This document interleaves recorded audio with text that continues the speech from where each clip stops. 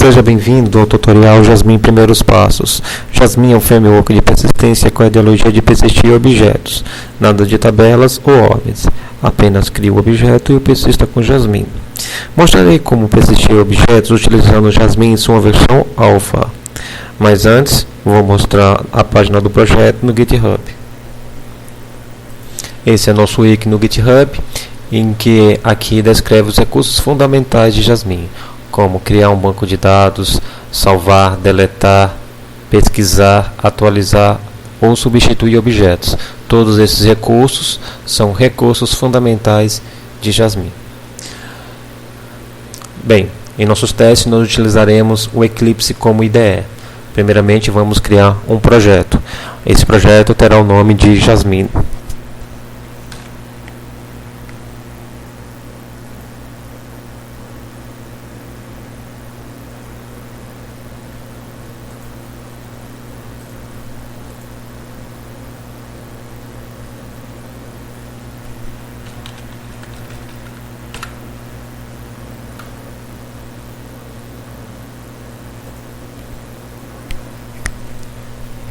Agora vamos criar uma pasta chamada lib.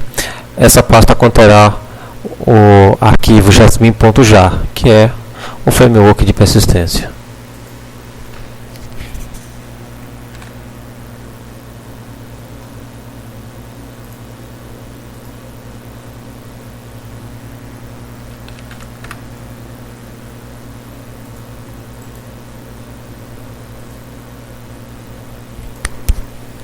Adicionaremos o jasmine.jar ao class da aplicação de teste.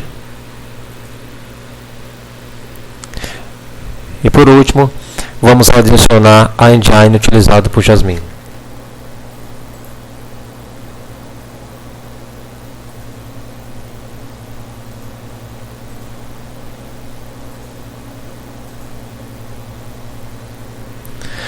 Ok, vamos iniciar criando a nossa classe de teste, que se chamará teste.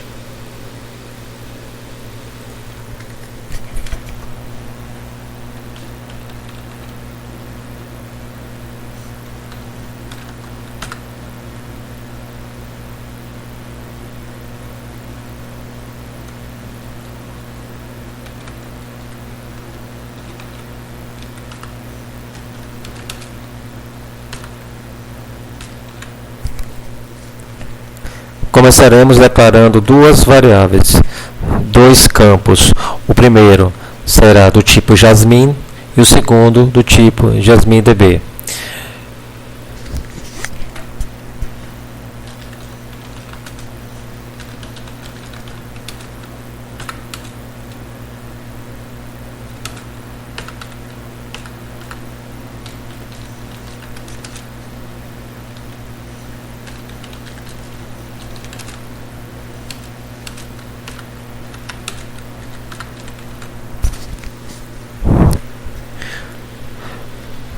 Vamos conseguir uma instância do tipo Jasmine. Para obter uma instância desse tipo, basta apenas invocar, acessar, aliás, a variável, a sua constante instance de Jasmine.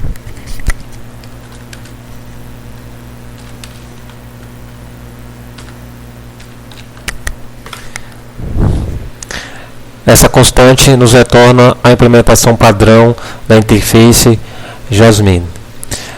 Para inicializar esse campo, esse objeto do tipo JasmineDB, invocaremos o método open da interface Jasmine.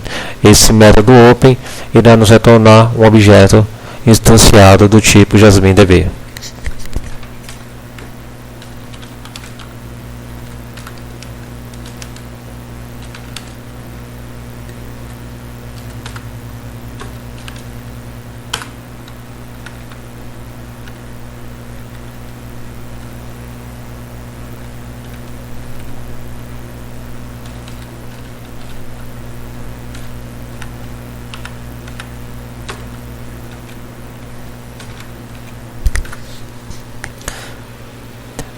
Open recebe um argumento. Esse argumento do tipo string e representa a localização do diretório de banco de dados. Se esse diretório não existir, ele será criado automaticamente. E por último, fecharemos a conexão do banco de dados invocando o método close da interface Jasmine.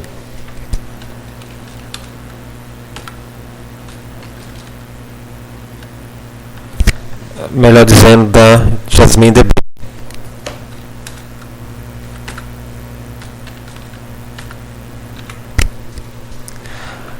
Revendo o que foi visto, o que foi feito, então, declaramos duas variáveis, dois campos, um do tipo Jasmine e outro do tipo Jasmine DB.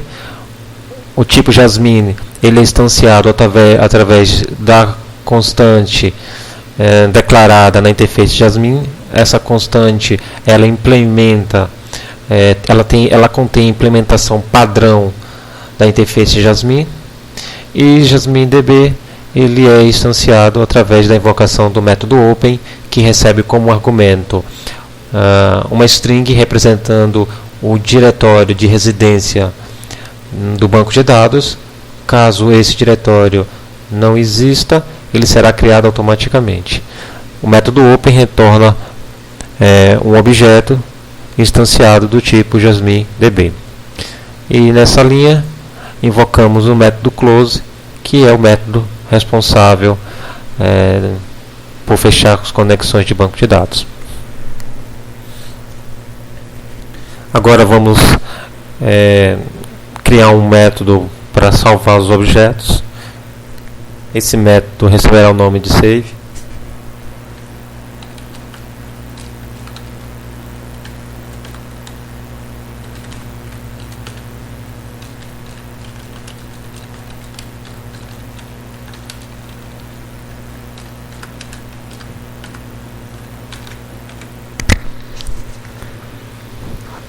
Nesse momento, já temos a estrutura parcial configurada para começar a fazer os testes de persistência, mas está faltando agora criar as classes que serão persistidas. Vamos iniciar então criando uma interface. Essa interface tem o nome de name.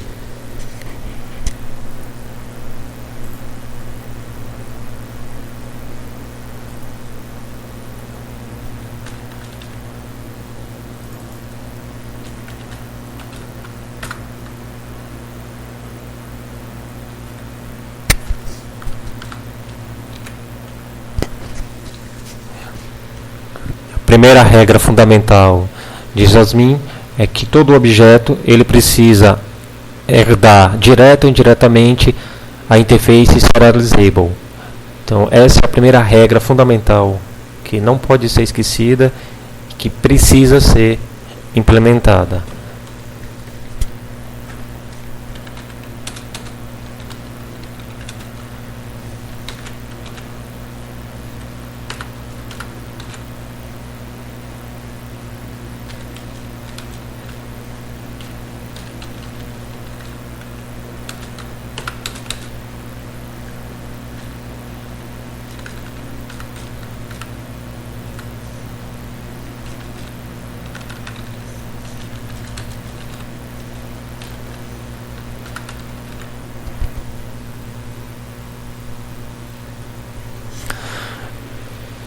Primeiramente, após a implementação após estender, herdar a interface serializable, foi declarado dois métodos, o método set e o método get. Por padrão, Jasmine segue a convenção JavaBean.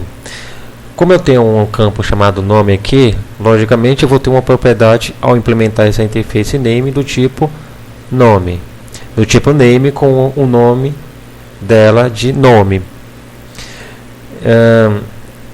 Logo eu teria que ter aqui um método setNome e outro getNome, mas em vez de ter isso, porque ele só vai ter uma propriedade que vai ser o nome mesmo, a interface que é name já sugere isso, que quando for criado um objeto do tipo name e for invocar o método get, ficaria meio redundante você invocar name.getName ou name.setName. Diante disso, criamos apenas um método setGet, sem nenhum sufixo, apenas o prefixo setGet. Nesse momento, não está sendo seguida a convenção JavaBeans na declaração de nomes, portanto, tem que informar para a Jasmine que isso é um comportamento que nós estamos utilizando e que ela precisa ser informada para que ela tome as providências cabíveis. Nesse caso, isso é feito através de uma anotação. Essa anotação é uma anotação key. Essa anotação key, ela tem o propósito de fazer duas coisas. A primeira, ela diz que eu vou poder pesquisar por essa propriedade. E a segunda é que, caso eu não siga a convenção JavaBeans, eu informo para ela qual vai ser o nome da propriedade.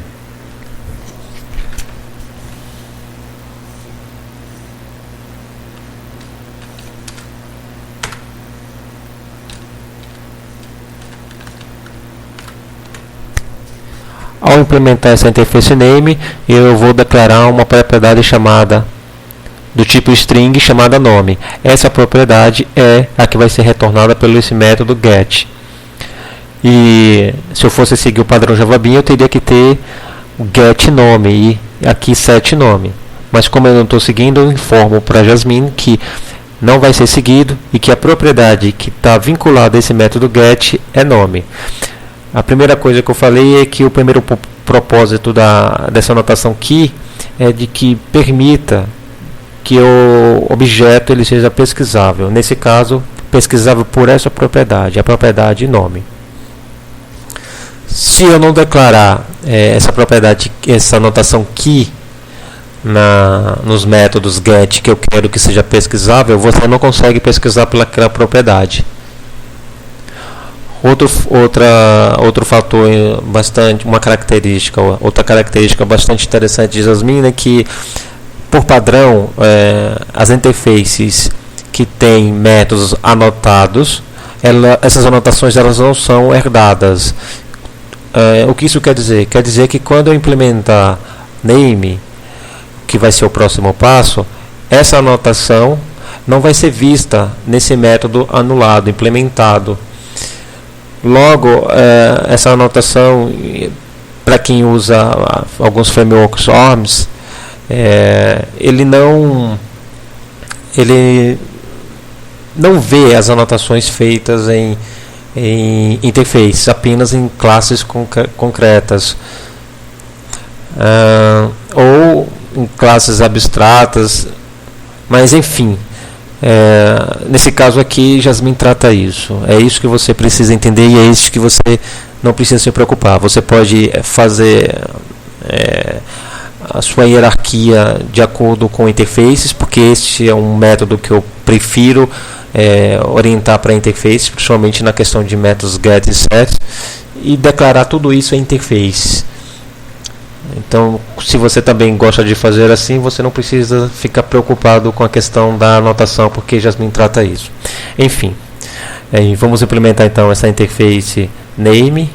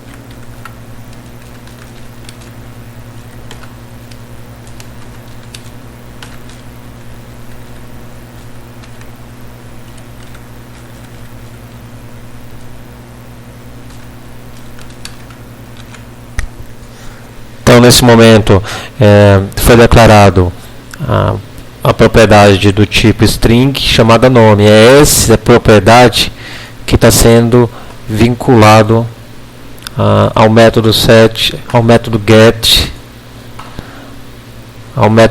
aqui. Então essa propriedade nome que foi declarada aqui é aquele argumento que foi passado para a anotação key. Nesse momento eu não preciso mais fazer nenhum tipo de anotação, não preciso fazer mais nenhum tipo de configuração, porque já foi feito isso na interface.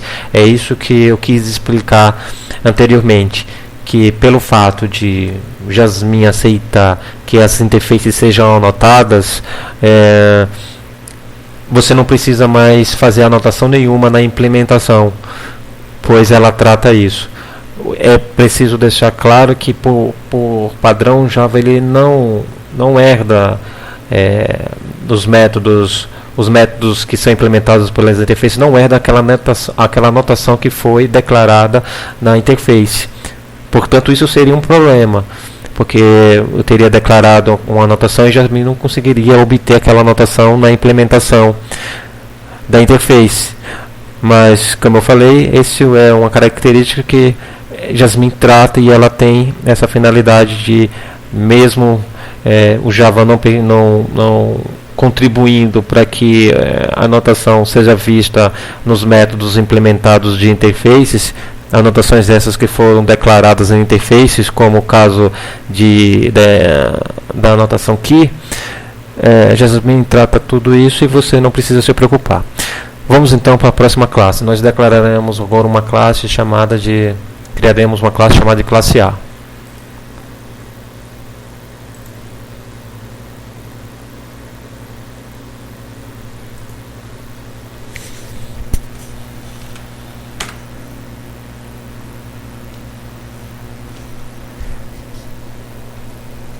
Primeira regra fundamental de Jasmine: todo objeto precisa herdar direto ou indiretamente serializable. Isso é regra fundamental. É a primeira regra fundamental de Jasmine. Todo objeto que vai ser persistido, ele precisa obrigatoriamente herdar direto ou indiretamente serializable.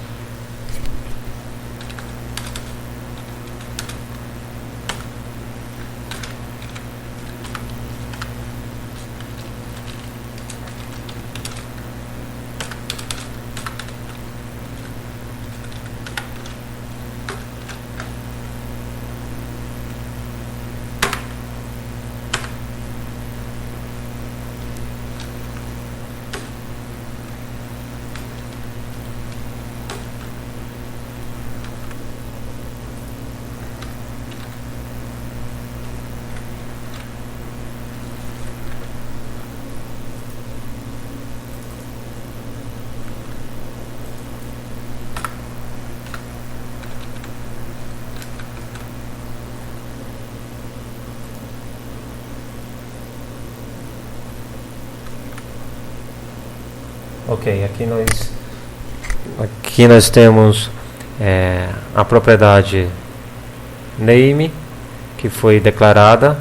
Essa propriedade do tipo name, ele tem o método getName e o método setName, e para que esse objeto do tipo name ele possa ser pesquisável, eu preciso informar isso para Jasmine com uma anotação. Essa anotação é a anotação de persistência.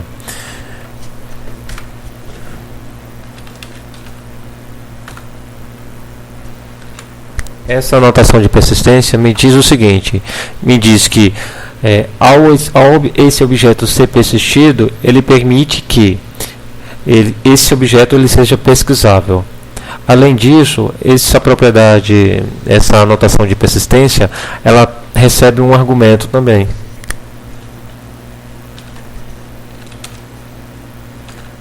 Esse argumento é a anotação key. Essa anotação key você pode utilizar quando você não segue o padrão JavaBean. Nesse caso aqui, se eu não fosse seguir o padrão JavaBean declarando métodos setGet, nesse caso como getName e setName. Se eu, por exemplo, botasse get alguma coisa, set alguma coisa, eu precisaria informar agora, como no argumento da propriedade key, esse nome, alguma coisa, que seria o nome dessa propriedade. Mas como nesse caso eu estou seguindo o padrão JavaBeans, eu não preciso declarar isso. Tudo que eu preciso fazer é declarar apenas a anotação de persistência. Por quê? Porque eu estou dizendo, eu quero que esse objeto, essa propriedade, seja pesquisável. Em outras palavras, eu quero poder pesquisar o objeto A pela propriedade name, do tipo name. Se você não faz isso, se você não declara essa anotação, esse objeto ele não é pesquisável por essa propriedade do tipo name. Então isso é bastante importante, que se você pretende que um objeto seja pesquisável, você precisa declarar essa anotação. Vamos agora criar uma classe chamada de classe B.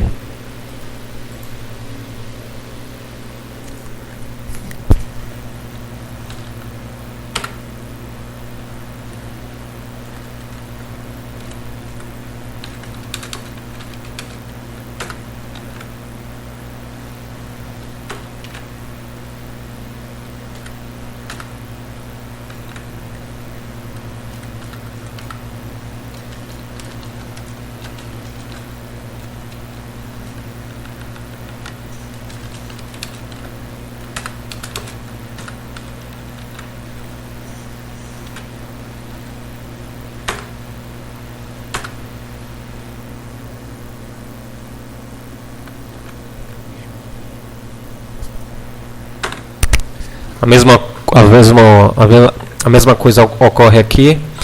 Nesse caso, para poder pesquisar a classe do tipo B pela propriedade name, eu preciso informar nesse método getName que ele vai ser pesquisável. Isso é feito através da anotação de persistência que a gente viu anteriormente quando a declarou na classe A. Então essa anotação de persistência vai informar que eu vou poder pesquisar por essa propriedade do tipo name, do tipo name. Aqui o que você precisa entender é que, como eu estou seguindo o padrão JavaBeans, eu não preciso informar para essa anotação de persistência a anotação key. Isso só se eu não estivesse seguindo o padrão JavaBeans. Agora vamos fazer o seguinte, vou mostrar também que é possível pesquisar numa lista de objetos, e para isso a gente vai dizer que nessa classe A ela vai ter uma lista de objetos do tipo B.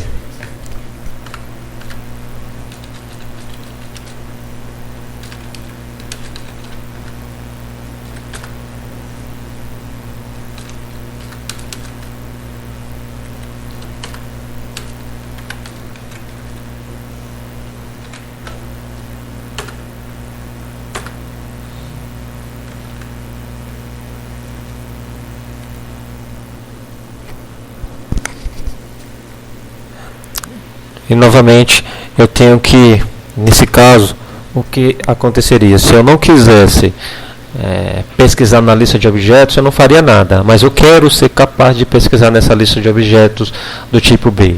Para isso é obrigatório, você tem que usar a anotação de persistência.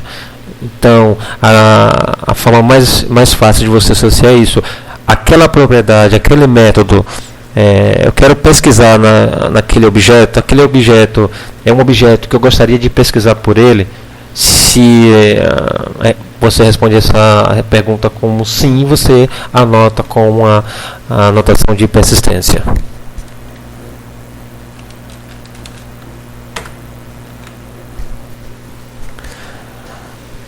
Bem, agora o que precisa ficar claro é qual vai ser a classe que será persistida. A classe que vai ser persistida vai ser a classe A. É essa classe que vai ser persistida. O que é que esse objeto vai conter? Esse objeto quando for criado, esse objeto A, quando for criado, ele vai ter uma propriedade do tipo name e uma lista de objetos do tipo B. Em ambos os casos, eu vou poder pesquisar tanto por name como pela lista de objetos do tipo B. O detalhe é que, como eu tenho uma lista de objetos, quando eu fizer a pesquisa nessa lista de objetos, o que ele irá me retornar vai ser o objeto pesquisado do tipo B. Quando eu pesquisar pelo nome nessa propriedade name, o que ele irá me retornar vai ser o objeto do tipo a classe do tipo A. É isso que ele vai me retornar. Isso ficará mais claro quando a gente começar a fazer pesquisas. Nesse momento, o que você precisa entender é o seguinte: essa vai ser a classe que vai ser persistida. Sendo essa classe que vai ser persistida, eu preciso declarar um identificador, uma variável que vai identificar o objeto. Esse campo, essa propriedade que vai identificar o objeto, ele precisa ser do tipo string, é obrigatório. O nome dessa propriedade pode ser qualquer um, mas o tipo dele obrigatoriamente tem que ser string.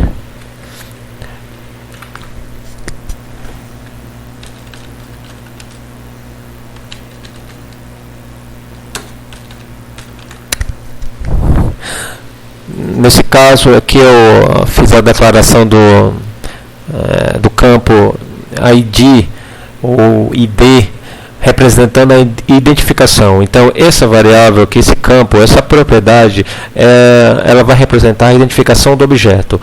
O Jasmine, ela faz isso. Na hora que você vai salvar o objeto, ela assina para esse objeto uma identificação. Essa identificação é do tipo string, por isso que é obrigatório que você declare essa propriedade.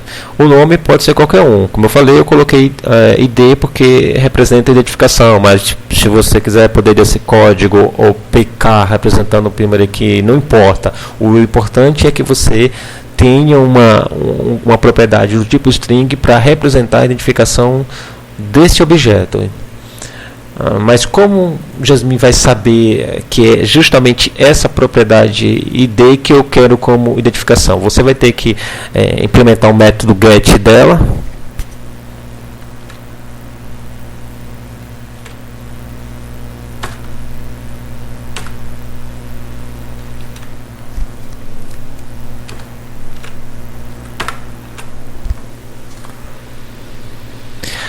E nesse método getID aqui, a gente tem que anotá-lo, tem que usar a anotação OID ou OID.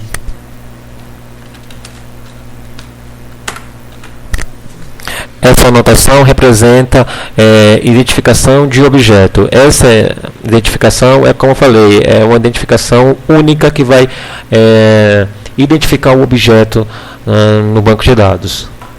E isso é gerado automaticamente. E a obrigatoriedade é que ele seja do tipo string.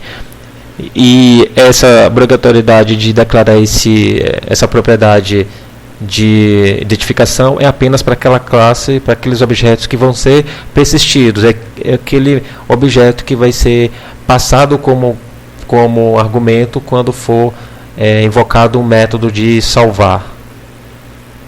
Bem, eu preciso do método set aqui? Não, como eu falei, Jasmine trata isso de forma automática. Você não precisa do método set. Você pode tornar esse campo de identificação de objeto apenas como leitura. Eu normalmente prefiro fazer assim. Eu prefiro deixar ele como leitura e ignoro o método set.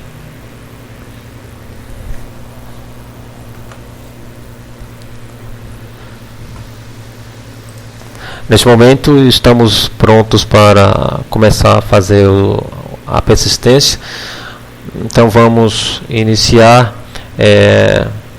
escrevendo o código no método save, que vai representar os objetos que serão salvos. Nesse caso, eu vou criar 10 objetos do tipo A.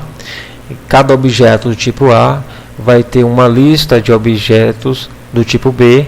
E essa lista vão conter 10 objetos do tipo B. Então vamos começar escrevendo esse trecho de código.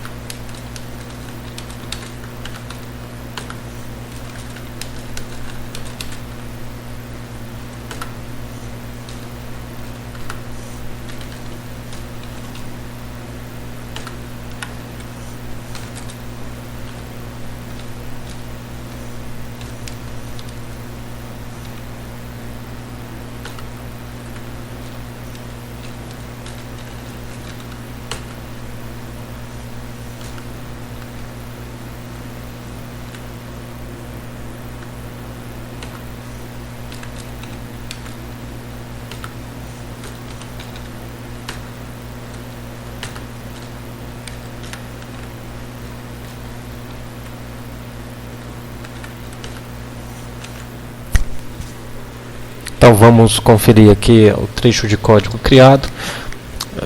Vai dar uma volta, vai ter um for que vai dar 10 voltas. Foi declarado e instanciado um objeto do tipo A, em seguida do tipo name. O name configura o nome para A1 até A10. Em seguida, o objeto A tem o seu nome configurado, é criada uma lista de objetos do tipo B, essa lista é passada para o objeto do tipo A. Em seguida, é declarado um for que irá popular essa lista de objetos do tipo B, é criado o objeto do tipo B, o nome desse objeto vai ser B1 até B10. É configurado o nome do objeto do tipo B e esse objeto do tipo B é adicionado à lista de objetos do tipo B. Agora, por último, o que faremos é salvar esse objeto do tipo A no banco de dados. Para fazer isso, a gente usa o JasminDB e invoca o método save.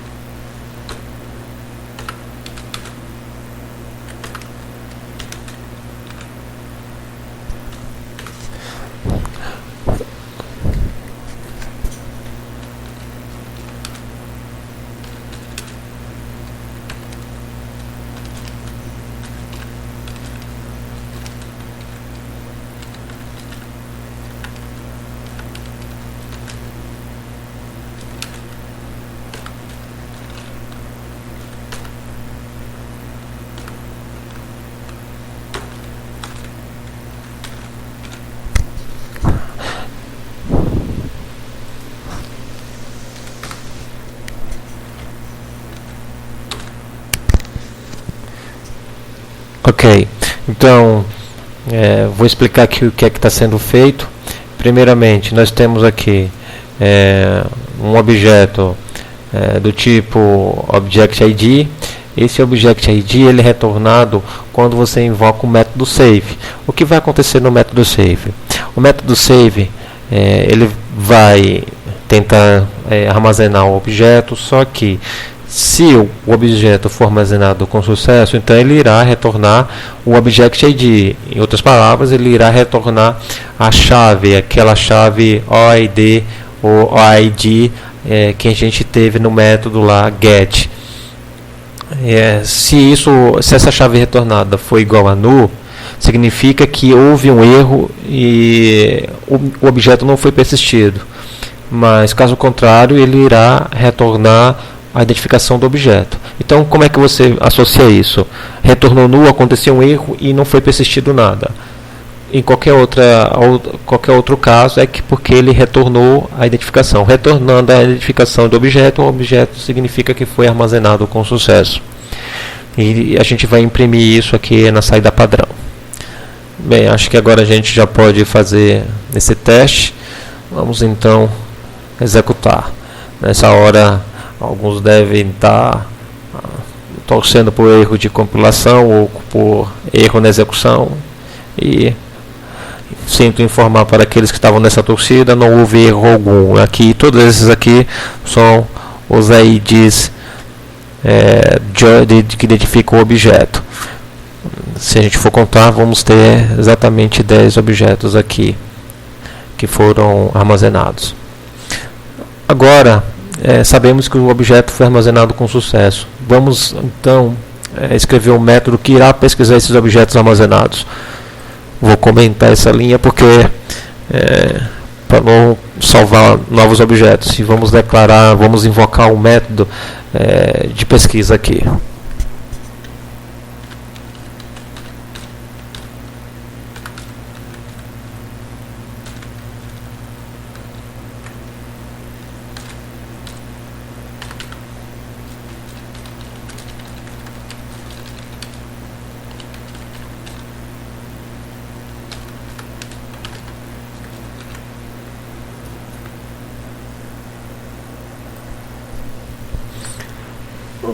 Ok, iniciaremos primeiramente, no caso da pesquisa, vamos fazer apenas uma lista dos objetos que foram armazenados. Vamos começar então mostrando o passo a passo de como é que é feita uma pesquisa utilizando o Jasmine. O primeiro passo é que você vai precisar de um objeto de sessão. Esse objeto de sessão é o Jasmine Session, que é o objeto que permite que seja feita pesquisas na sessão.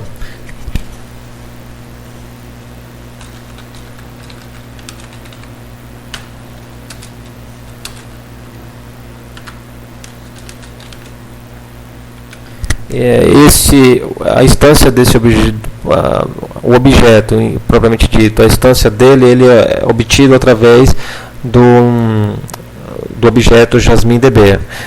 JasmineDB permite que seja obtida o objeto de sessão.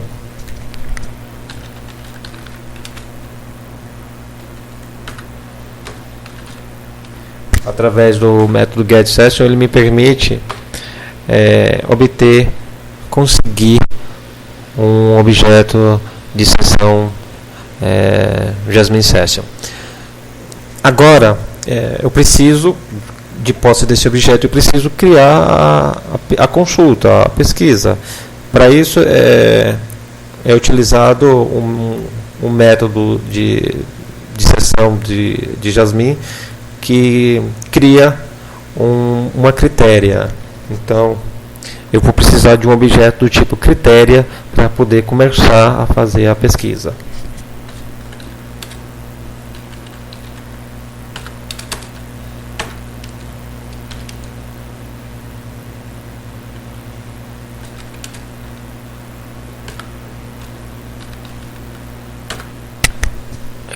Create critério, ela vai receber um objeto class. Esse objeto class é aquelas classes aqueles objetos que foram persistidos, os objetos que foram passados como argumentos para o método save.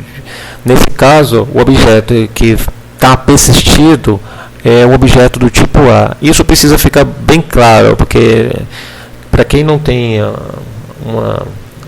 uma vivência ainda na orientação a objeto na parte de armazenamento, você pode querer pesquisar nesse caso aqui de forma errada, associando como banco relacional, mas não funciona assim. O objeto que foi persistido é o objeto do tipo A. Então é esse objeto class que eu tenho que passar na construção de critério.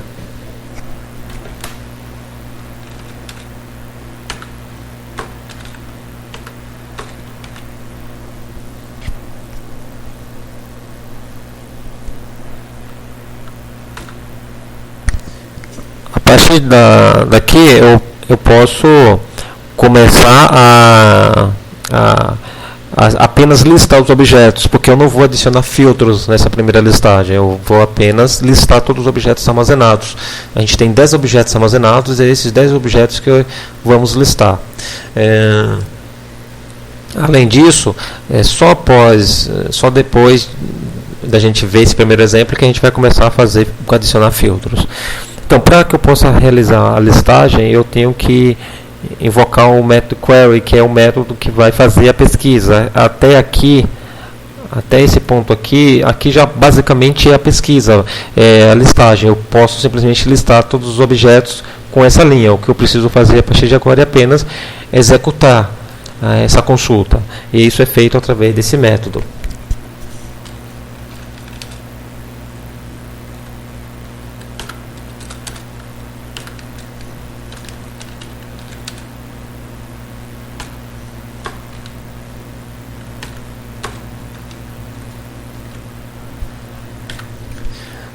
Nesse momento, quando eu executo a query aqui, executo essa consulta, ele vai me retornar um objeto tipo result. Esse objeto que contém o resultado, ele me dá acesso a uma lista de objetos. Essa lista de objetos são os objetos que foram pesquisados, foram consultados.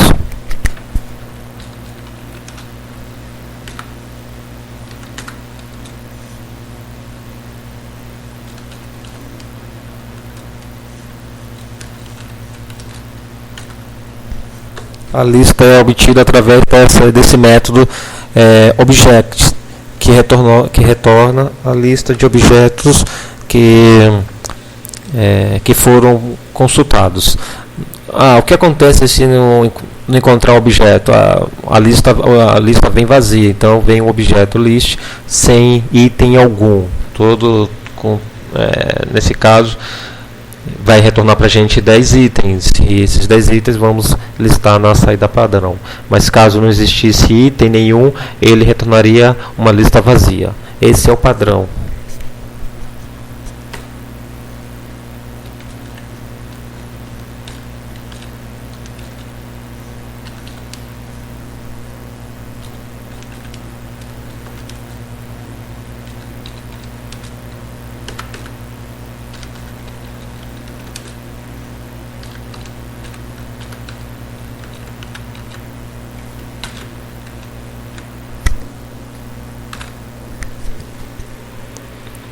Bem, para que a gente tenha uma visualização melhor, a gente vai anular o método toString nas classes A, B e name em PL. Dessa forma a gente vai conseguir ter uma saída melhor apenas de ter o nome do objeto com sua identificação.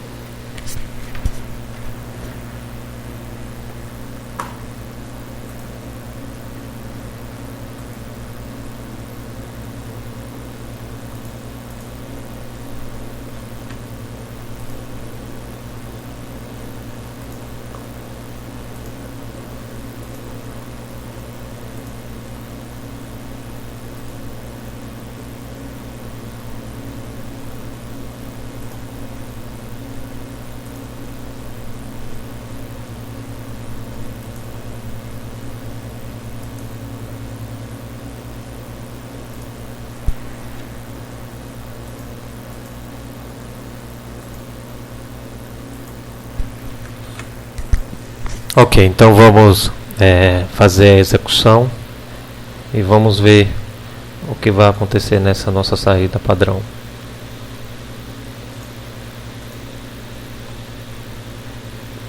Ok, aqui tem todos os nossos objetos, então a gente percebe que ele vai do 1 até o objeto 10.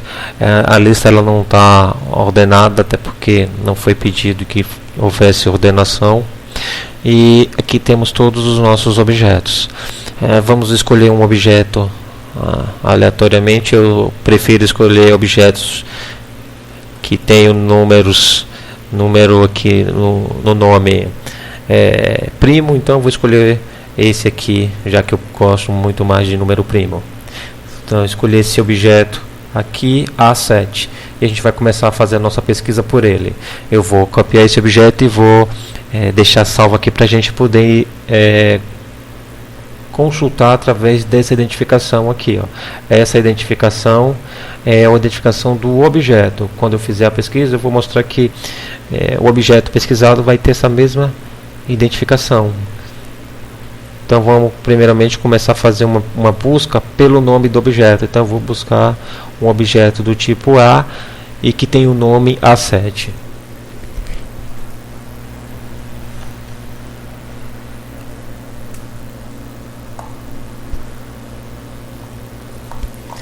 Para começar, você precisa entender que para aplicar um filtro eu preciso invocar um método set. Critéria tem um método set que recebe um objeto do tipo critério, que é o filtro. Esse filtro ele é construído através de uma classe de restrições.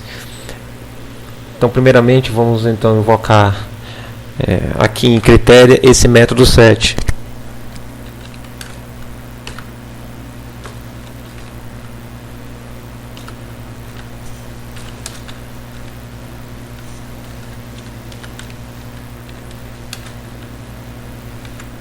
Então essa classe de restrições ela me permite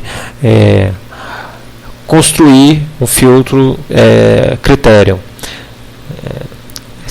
O que você precisa observar aqui, que eu vou explicar nesse momento, esses são alguns métodos critérios fundamentais. São fundamentais e ainda tem alguns outros que ainda estão para ser implementados, mas com esses aqui já dá para fazer muita coisa. Esses que tem esse símbolo de cifrão ou de dólar na frente representa que é uma expressão lógica. Em outras palavras, você pode invocar esse objeto, esse método, e com isso ter como retorno um objeto de expressão lógica, podendo utilizar como AND, OR ou NOT.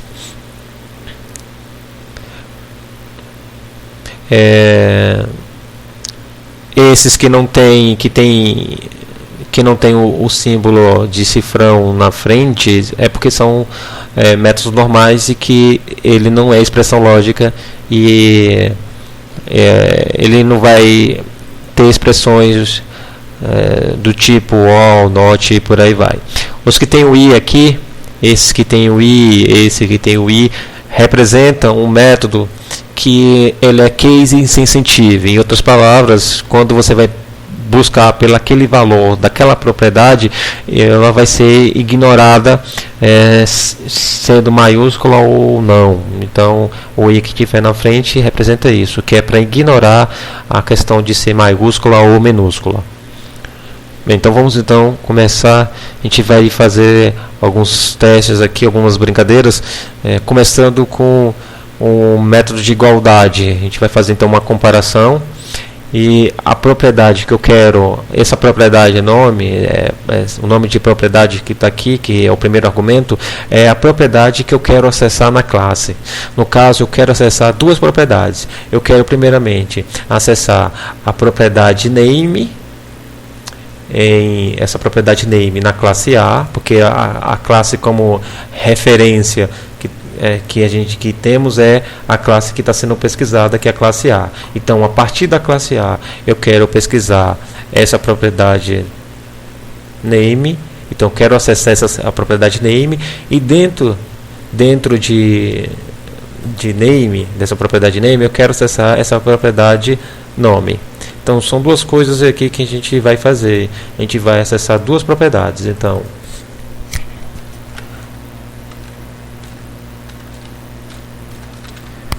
é isso que eu estou dizendo aqui. Eu estou dizendo, eu quero acessar a propriedade name, aquela propriedade que está declarada na classe A.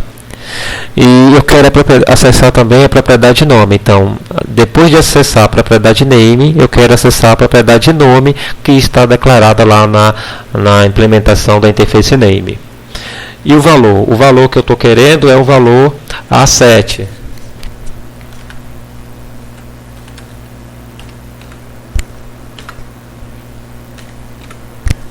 Só que perceba uma coisa, eu coloquei o A aqui minúsculo.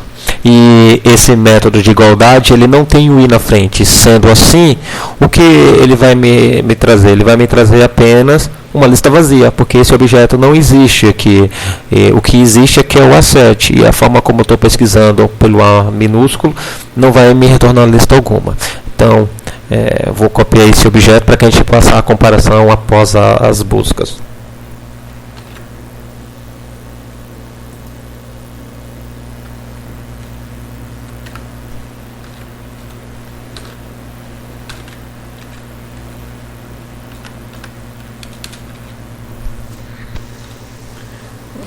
Vamos então executar e ver o que vai acontecer na nossa saída padrão. Muitos ainda ficam naquela torcida, né, de erro, mas não acontece erro e nesse caso tudo que é retornado é uma lista vazia. Mas então, como é que eu faria então, já que essa propriedade não existe o nome A7 com A minúsculo? Eu posso colocar o A maiúsculo ou eu posso colocar apenas o I aqui na frente. Então eu vou testar colocando o I na frente do método de igualdade e agora sim ele vai me retornar essa propriedade. Pronto, aqui foi executado, ele me retornou essa propriedade e a gente vai fazer a conferência através do identificador. Primeiro, a gente sabe que a propriedade A7 está aqui. Segundo, a gente tem o identificador do objeto, é esse identificador aqui. Se a gente vier até aqui, a gente vai ver que o identificador é o mesmo. Sendo o identificador mesmo, a gente sabe que o objeto também é o mesmo. Vamos então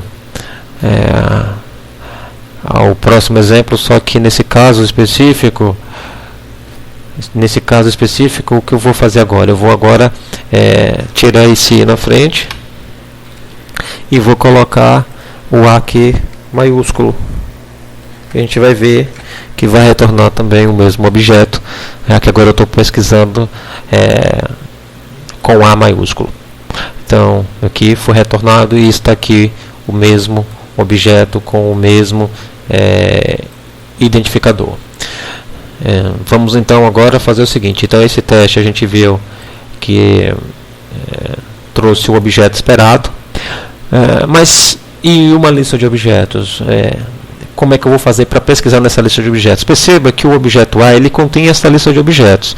Nesse caso, se eu quero pesquisar por um objeto específico aqui dentro dessa lista, o que eu quero que seja retornado é esse objeto que eu estou pesquisando, pois não faz sentido eu pesquisar o objeto B dentro da lista A, sendo que eu já tenho, quer dizer, o objeto B dentro dessa lista que está dentro de A, sendo que eu já tenho um A, então não faz sentido retornar o próprio A. O que eu quero é que, tendo o objeto A como referência, nesse caso de nome A7, eu quero que seja me retornado um objeto aqui, que eu vou escolher aqui, como eu prefiro o número primo, esse B5. Então eu vou retornar esse B5, esse objeto B5 nessa lista de objetos do tipo B, que está dentro do objeto de nome A7.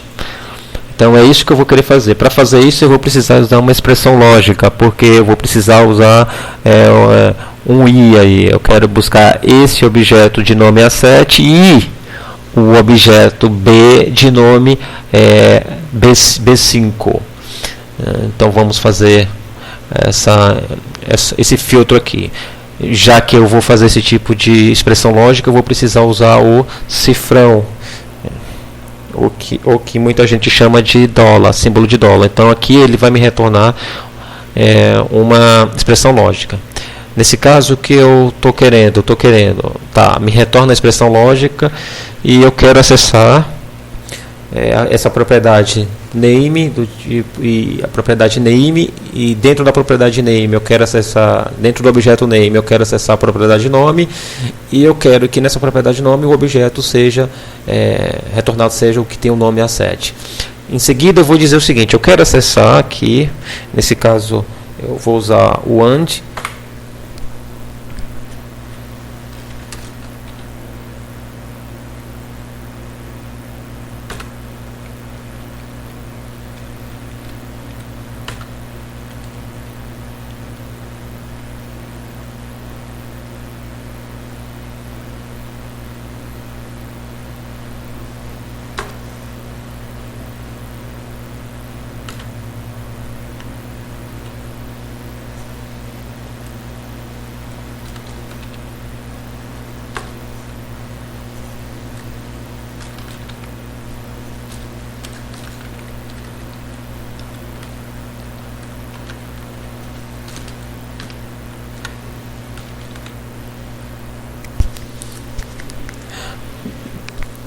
Bem, então aqui o que é que está sendo feito? Eu quero que seja aplicado o seguinte filtro: eu quero uma expressão lógica em que seja pesquisado a propriedade name, do tipo name, e dentro desse objeto do tipo name eu quero acessar a propriedade nome, e eu quero que seja comparado para ver se nessa propriedade do tipo nome, que é do tipo string, tem esse valor asset. Em seguida, eu quero que acesse essa propriedade e, é por isso que temos aqui a expressão lógica, eu quero acessar a propriedade list. Essa propriedade de list é essa que está declarada aqui. Eu quero acessar essa propriedade list, e dentro dessa propriedade list eu quero acessar a propriedade name. Por que isso? Porque eu já sei que lá dentro dessa lista eu tenho uma lista de objetos do tipo B, e eu já sei que lá dentro de cada objeto do tipo B tem a propriedade name, e dentro da propriedade name do objeto name eu tenho a propriedade nome. Então eu quero acessar a propriedade list da classe A. Aí é como se você abrisse o pacote de objetos. Então, dentro desse objeto eu quero acessar a propriedade name desses objetos que lá estão, e dentro dessa propriedade name eu quero acessar a propriedade nome, que tem o valor B5. Então, em resumo, ele vai acessar essa propriedade, e em seguida, dentro dessa lista de objetos do tipo B, que está dentro do objeto que tem o nome asset, ele vai me retornar esse objeto de nome B5. É isso que ele vai me retornar como resultado. Perceba que, como eu havia falado no início, toda a referência aqui está sendo feita diante da classe A, porque essa é a classe que é realmente pesquisada. Vamos então executar, e a gente vai ver que ele vai retornar para a gente um B5 aí. Certo, vamos então à execução. Certo aqui. Certíssimo. Aqui está o objeto B. Esse objeto B que tem o nome B5 foi retornado com sucesso, que é justamente o que temos aqui dentro da lista de objetos. Então eu tenho exatamente isso daqui, ó. A vírgula separa os objetos, e aqui eu tenho entre essa vírgula e essa vírgula o objeto B de nome B5. Então esse foi o exemplo em que a gente obteve o objeto através de uma lista de objetos. Resumindo então, o que foi feito: foi criado conseguido aqui um objeto de seção. Através desse objeto de seção criado o critério, né, a critéria, o objeto do tipo critéria. Esse método createCritéria recebe a classe que vai ser pesquisada, um objeto class da classe que vai ser pesquisada, e aqui nessa linha foi declarado, na verdade foi utilizado o objeto do tipo critéria para configurar os filtros, e nesse terceiro filtro aqui, na verdade, nesse segundo filtro, já que a primeira pesquisa foi apenas uma lista de objetos, nesse segundo filtro especificamos aqui que queríamos que fosse retornado o objeto de nome do tipo A de nome A7, que dentro desse objeto de nome A7 fosse pesquisado o objeto pesquisado e retornado o objeto do tipo B de nome B5. E aqui está esse objeto. Bem, por hoje a gente fica por aqui. Na próxima a gente vai ver como fazer a deleção e a atualização e substituição de objetos. Então, no próximo tutorial de Jasmine, veremos como deletar, atualizar e substituir objetos. Até a próxima, então.